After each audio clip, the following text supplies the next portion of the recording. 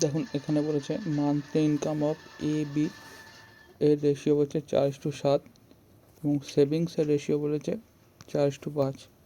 তাই বি বলেছে income of B equal to the 4 times of the savings of এ।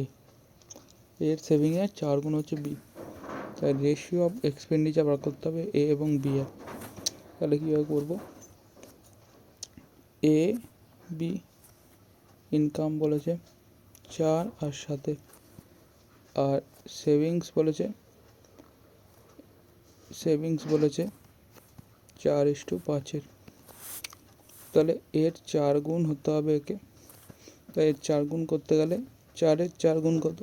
16। এই দুখানার জায়গায় 16 নেই, তাই দুই পাশে 16 দিয়ে গুণ করতে হবে। 16 দিয়ে গুণ করলাম। এখন নতুন রেশিও কত হয়ে গেল? নতুন রেশিও হয়ে গেল 4-16-64 আর 7-16-112 নতুন রেশিও। কিন্তু 112টা এটা 4 গুণ হয়ে এসেছে, তাহলে এর 4 দিয়ে ভাগ করে যেটা হবে সেইটা সেভিংস হবে। তাহলে এইটা নতুন রেশিও হওয়া উচিত 112/4। তাহলে কত হয়ে যাবে? 4 দুগুণে 8, 32, 4 32, এটা 28 হতে হবে। এটাকে 28 হতে গেলে কত দিয়ে গুণ করতে হবে? এটাকে 7 দিয়ে গুণ করতে হবে।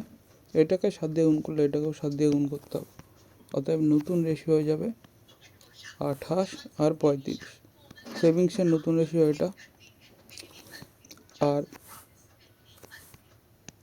আর ইনকামের নতুন রেশিও এইটা। তাহলে এখন এক্সপেন্ডিচার কত হবে? 64 থেকে 28 বাদ যাবে, 8 আর 6 14, 2 আর 1 3, 3 3 6, আর এইটা বিয়োগ করলে কত হয়ে যাবে? 35 আর 7 12, 3 আর 1 4, 4 আর 7 11। তাহলে নতুন রেশিও কত হয়ে গেল? নতুন রেশিও হয়ে গেল 36:77।